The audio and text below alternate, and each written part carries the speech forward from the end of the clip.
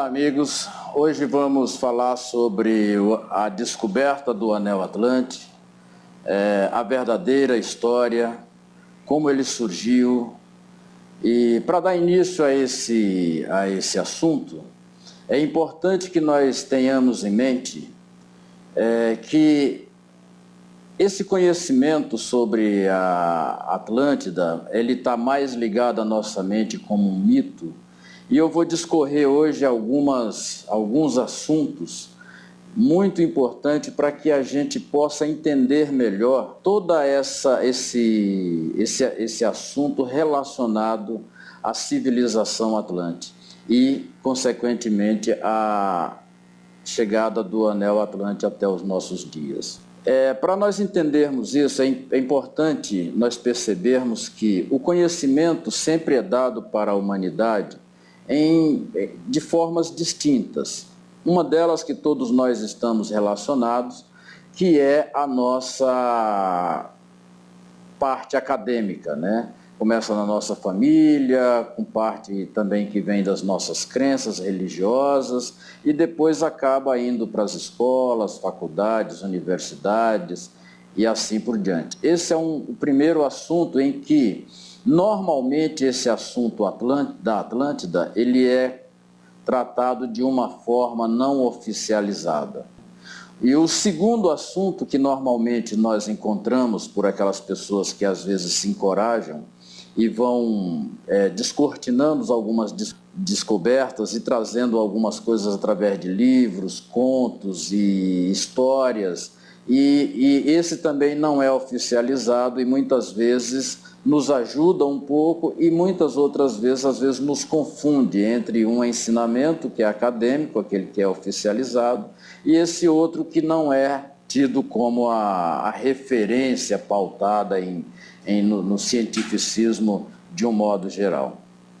E o terceiro forma de conhecimento, que é o mais velado, o mais oculto, que a gente só consegue abstrair-se dele frequentando alguma escola iniciática ou alguns grupos de iniciações ou alguns grupos fechados. Não que esses grupos sejam proibidos para a população de um modo geral. Eles estão abertos, normalmente os que eu frequentei, os que eu continuo frequentando, eles são abertos, mas normalmente a população de um modo geral não tem o interesse ligado a essa realidade. Não gostam, não fazem parte da sua vontade. E então, para que a gente possa... É interessante nós termos essas três percepções para que a gente possa daí abstrair e entender o que é realmente a Atlântida. Então, para começar, eu vou extrair alguns ensinamentos muito anterior para que a gente possa chegar até o nosso momento atual. Quando a divindade, vamos assim falar, quando eu vou sempre estar falando ao nosso superior como a divindade, você pode adquirir esse conhecimento aí através da sua própria crença, como, por exemplo, Deus, grande arquiteto do universo, Alá, grande criador, né? Todos esses nomes, mas aqui eu vou me referir sempre ao Criador do universo. Então, o que acontece? Nós somos a realidade desse Criador, nós somos a sua imagem e semelhança, assim nós aprendemos nas nossas andanças, na nossa cultura de um modo geral. Então, esse Criador, quando ele pautou a humanidade na Terra, ele sempre faz isso baseado em 7 princípios, né? Em 7 etapas evolutivas, por assim dizer. Essa primeira etapa evolutiva da humanidade na Terra, como mônada humana, ela aconteceu numa civilização milhões e milhões e milhões de anos atrás, que foi a primeira civilização a fazer parte dessa realidade terrestre, que ela se chamava adâmica. Essa primeira civilização, ela não era física, ela era mais o aspecto astral, porque a Terra ainda não tinha, na sua conformidade, as condições para para que houvesse a habitação física. Então ela habitou no astral, mas a sua frequência, a sua forma da forma como ela foi plasmada no planeta, ela foi consolidando a sua realidade, mesmo hiperfísica, dentro da cosmogenia da Terra. A segunda raça, antes do término da primeira raça, ela normalmente plasma a segunda raça, a raça posterior, né? E essa segunda raça foi postada lá mais ou menos na quinta etapa evolutiva da primeira, e essa segunda raça se chamou hiperbórica. Ela também ainda não era física, mas ela era já um pouco mais sólida, né, como nuvens que habitavam todo o planeta e principalmente a região polar da Terra. Então, a partir das regiões polares da Terra, essas civilizações começaram a, digamos assim, a fazer a preparação para que, durante milhões de anos, para que ela viesse a se tornar física. E depois da sua sétima etapa evolutiva, ou durante essas 7 etapas evolutivas, vamos pensar lá pela quinta etapa evolutiva, ela plasmou a terceira raça-mãe na Terra, que essa sim já era física, uma realidade física, apesar de serem ainda muito primitivos diante da nossa realidade hoje, mas essa raça se chamava lemuriana. Essa raça lemuriana foi a primeira raça que se desenvolveu aí, também nesses 7 períodos evolutivos, e antes do seu final, plasmação, ela plasmou a raça Atlante. Essa raça Atlante, essas raças, mesmo sendo plasmadas pela anterior, elas continuam convivendo com a raça posterior, né, com a raça criada, durante muito tempo ainda. É como, por exemplo, para a gente entender melhor, imagina nossos filhos. Nossos filhos vão ter os nossos netos, os nossos tataranetos. E quando nós chegarmos ali no final, por exemplo, com os tataranetos, provavelmente a nossa existência já deixou de existir aqui na Terra. Mas fica a nossa origem continuando a ser desenvolvida através da nossa herança, né, da nossa herança física na Terra, através dos nossos antepassados. Os nossos antepassados, não importa se é avô, tataravô, bisavô e assim por diante, eles fazem parte da geração futura. Então, a mesma coisa acontece com as raças. E quando eu falo raças, eu não estou falando de cor da pele, não estou falando, por exemplo, de biotipo, da raça nórdica ou da raça europeia ou coisa desse tipo. Nem da raça africana, ou raça indiana, ou raça amarela. Eu estou falando de um estado de consciência. Esse estado de consciência, quando ele é plasmado na Terra, é que se chama como raça. Então, dependendo da região onde ela é plasmada e dos seus próximos das suas descendências, elas vão melhorando os seus biotipos, elas vão tendo os seus melhoramentos físicos e também as suas diferenças físicas, embora guardando os genes dos seus antepassados. Então a mesma coisa acontece com as raças. Apesar da Lemúria ter dado origem à raça Atlante trouxe toda a origem da Lemúria e os dois ficaram convivendo ainda no planeta durante muitos anos. Quando eu falo muitos anos em termos de raças, são muitos anos mesmo.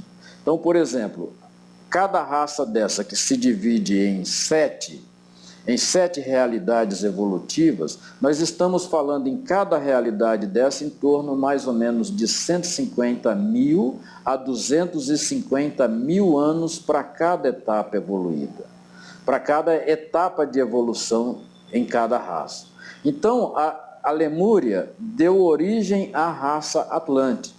Nessa época em que a Lemúria e que nós estamos falando aí acima de 1 milhão de anos, bem acima de 1 milhão de anos, que a raça Atlante chegou no planeta Terra, ela foi plasmada no planeta Terra e começou a habitar o continente. A Terra era praticamente um continente inteiro cheio de terra, não existia o Oceano Atlântico ainda.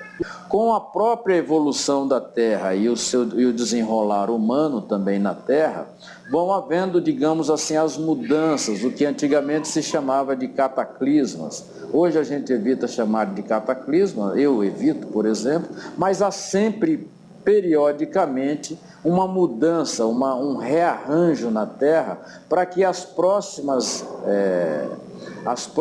raças e a configuração humana também esteja melhor acolhida dentro desse arranjo que a Terra prepara.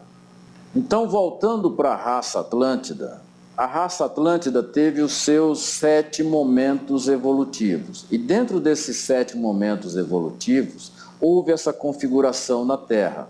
Ela habitava como parte central dela a região terrestre, que hoje é o Oceano Atlântico, e também a parte norte, como é conhecida hoje como Europa, como também a parte da Sul-América, a todo o continente sul-americano. Né? Ali nós temos os resquícios aqui dos continentes sul-americanos, como os nossos índios, né? Como os povos antigos habitantes da Atlântida.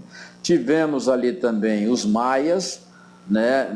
Tivemos os incas, os maias que habitaram toda a América Central e parte do México. Tivemos também as grandes civilizações lá dos toltecas, lá mais para o norte. Na América do Norte, nós tivemos ali os índios peles vermelhas, ainda que são os habitantes anteriores da Atlântida. E à medida que vai subindo, você vai vendo toda a parte nativa, como lá para o norte nós tivemos ali os povos, por exemplo, os que eram os antigos fenícios, que eram os atlantes, né, que chegaram no seu desenvolvimento. Nós tivemos os povos ali, parte dos povos amarelos na China, parte da Índia também nesse apogeu atlântico. Então, esse estado de consciência de uma raça, ele envolve durante esse período de aproximadamente 1 milhão de anos, toda uma configuração geográfica da Terra. Então, toda essa configuração geográfica, ela é habitada pelo que a gente considera como uma raça, uma consciência, né, que está habitando esse planeta Terra durante um período. No 5º período evolutivo da Atlântida, já foram tiradas as sementes para fazer a nova raça, que é a nossa raça, aquela raça que nós conhecemos hoje, que é chamada raça ariana. Essa raça ela começou a se desenvolver lá na Peseta do Palmir, lá próximo da Europa, entre a Europa e o Oriente ali, e ela foi desenvolvendo-se com todo aquele apogeu de conhecimentos da antiga Atlântida. Mas voltando um pouco para a Atlântida, então a Atlântida, durante esse período que ela foi desenvolvendo, houveram muitas mudanças na Terra.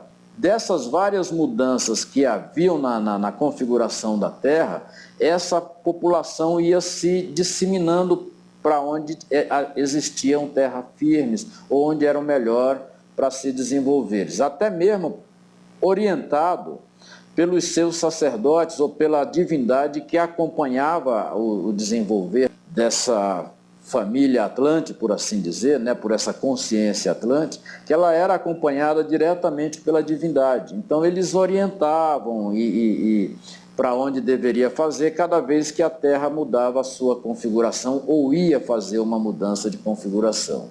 A última mudança que houve ao pouco que ainda temos assim nas histórias espalhadas por aí, que foi a mudança do grande cataclisma, do grande dilúvio, né? O dilúvio de Noé como Atlante, né? Pronunciou para o povo Atlante que ali estava terminando naquele período o apogeu da raça Atlante, estava terminando porque já havia sido já havia começado a se desenvolver a raça ariana. Então, o prenúncio de Noé, na realidade, nos estudos mais aprofundados, ele vem a trazer toda essa realidade do final da consciência atlante, né, para trazer esse novo desenvolvimento da raça, da nova raça, que era a raça ariana. Só que antes do advento de Noé, a raça atlante viveu na Terra por um período de aproximadamente 200 mil anos, em seu apogeu máximo de desenvolvimento tecnológico. Tudo que a gente nem possa imaginar em termos de tecnologia, a Atlântida fazia isso com muita maestria, onde existiam os grandes alquimistas, as construções das grandes civilizações, as construções de tudo que a gente ainda não tem a explicação dentro da área oficial. Tudo isso foi construído pelo povo atlante em todos os recantos da terra. Então, o Anel Atlântico foi forjado exatamente nessa época. E daí ele foi passado para o Egito, porque o Egito, quando essa raça recebeu as orientações da raça Atlante, e por isso que ele é o grande desenvolvedor do mundo antigo, né? Foi o grande desenvolvedor, o grande apogeu, digamos, de uma civilização ainda na Atlântida, porque ainda com as tecnologias atlantes, porque todos os sacerdotes egípcios ainda traziam aqueles conhecimentos da própria Atlântida, e ali eles iam se desenvolvendo a nova raça, juntamente com a Grécia, né, que foi o grande apogeu de desenvolvimento na nossa época antiga, né? Então, o Anel Atlante ele foi descoberto em uma tumba desses sacerdotes antigos, que era o sacerdote Joá. O Anel Atlante foi descoberto por um arqueólogo no início da sua carreira, chamado Howard Carter. Ele, no início da sua carreira, descobriu essa tumba do faraó, e lá esse faraó usava um anel Atlante e tinha a descrição de como deveria ser usado, oferecia para quem o descobrisse, ou como foi tudo planejado, que aí não nos cabe julgar, mas as coincidências são muito relevantes para se pensar em relação a isso. Então, esse conhecimento do Anel Atlante chegou a Howard Carter, e Howard Carter, diante das informações que pegou da tumba do faraó Joá, passou a usar esse anel. Pouco tempo depois, ele convenceu o Lord inglês, o Lord de Carnarvon, a financiar as suas buscas no Egito, né, as novas escavações no Egito, porque daí ele já tinha informações de que ele poderia encontrar a tumba de Tutancâmon, que era muito comentado na época. E aí o Lorde conseguiu convencer o Lorde a fazer o financiamento dessas escavações, e ele fez vários períodos lá e não chegava. O Lorde também teve problemas financeiros e outros problemas lá e resolveu interromper a escavação daquela época. Mas, assim mesmo, o Carter convenceu a ele financiar pelo menos mais uma temporada, porque é algo muito forte, intuitivamente, que ele queria encontrar a verdadeira a tumba de Tutancâmon. E assim o Lorde conseguiu ser convencido, e ele, mais ou menos na metade dessa nova escavação, dessa nova etapa, ele se depara com a descoberta da tumba de Tutancâmon. Foi o maior achado e continua sendo o maior achado arqueológico até hoje, descrito até hoje. O maior movimento da época também foi descoberto em 1922 e Howard Carter, convidado, muitas autoridades, e mais o seu financiador, que era o Lord inglês, a fazer parte de toda aquela cerimônia, daquelas cerimoniais e visitações e publicações e jornalistas da época. E houve um fato muito curioso.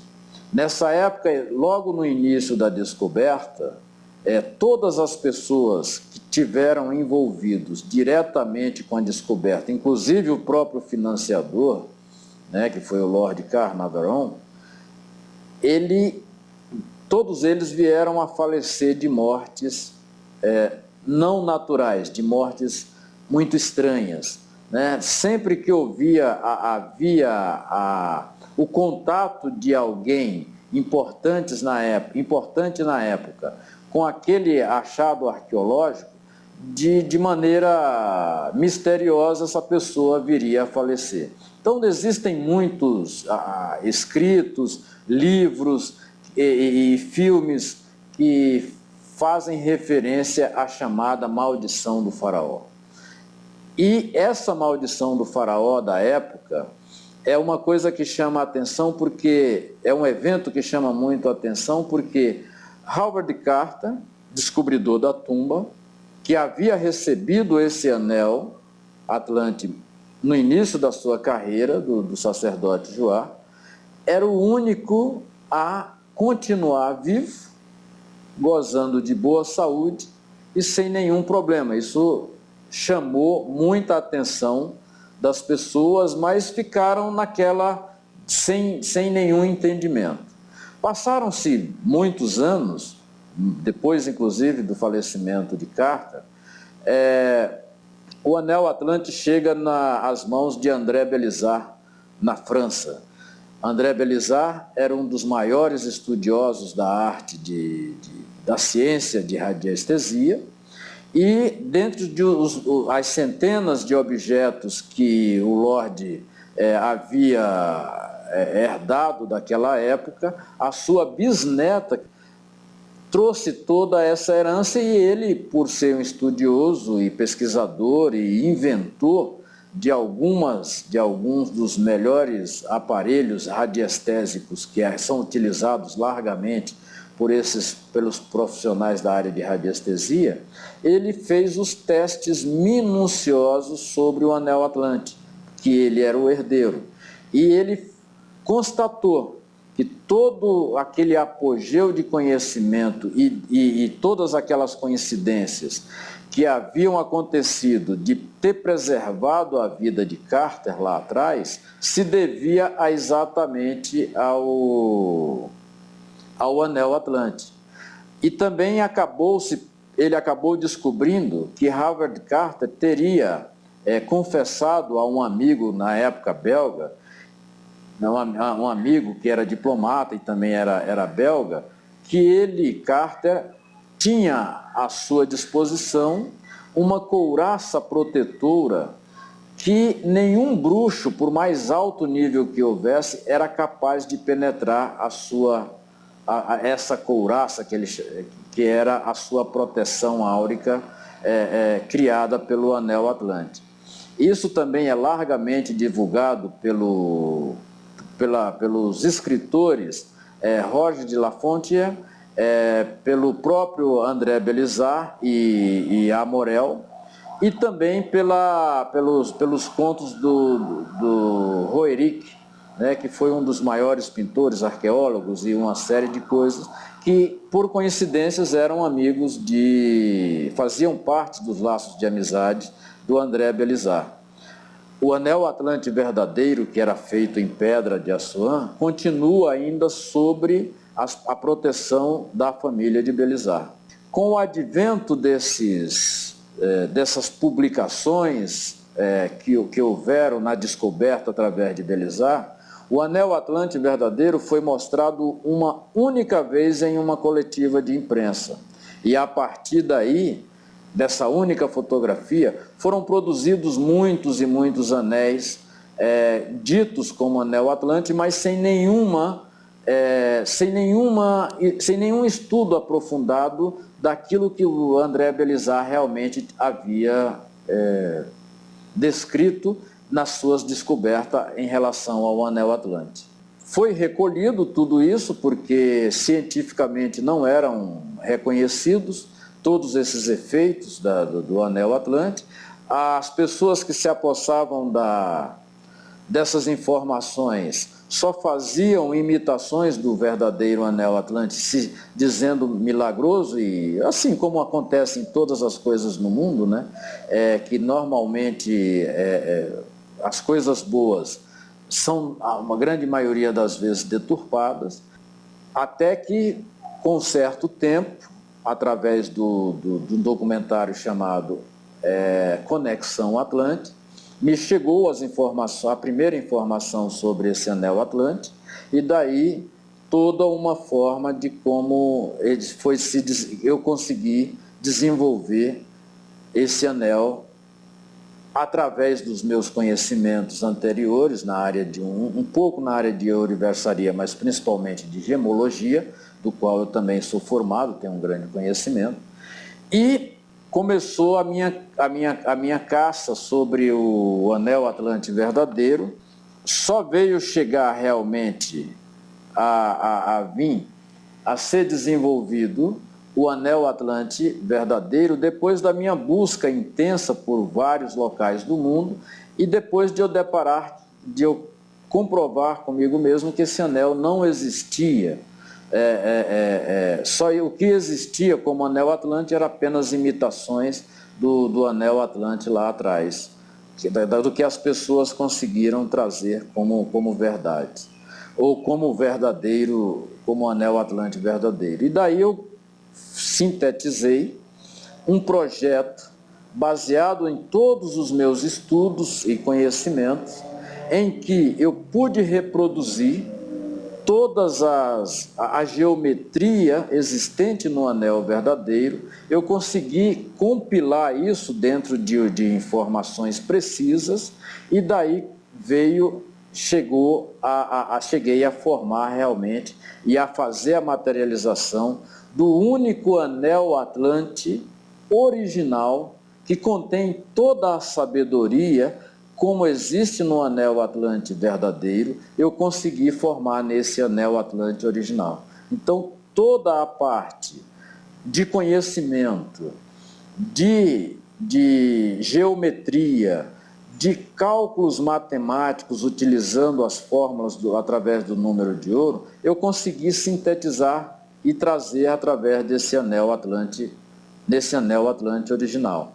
Através desses conhecimentos também existe um livro em que está disponível aí também nos canais. Esse livro também conta parte dessa história, parte dessa saga da construção e dessa movimentação do Anel Atlântico verdadeiro. Então, esse anel que nós temos hoje à sua disposição, pode ser encontrado aqui no site, que estão aqui nas nossas descrições abaixo, assim como o livro, assim também como toda a história envolvendo toda a parte desse artefato maravilhoso chamado Anel Atlântico. Eu agradeço muito a vocês, e no próximo vídeo eu vou estar falando sobre o ouro e a prata no Anel Atlântico e tudo que envolve sobre a polaridade humana, sobre a polaridade divina existente em todas as coisas da matéria. Até a próxima.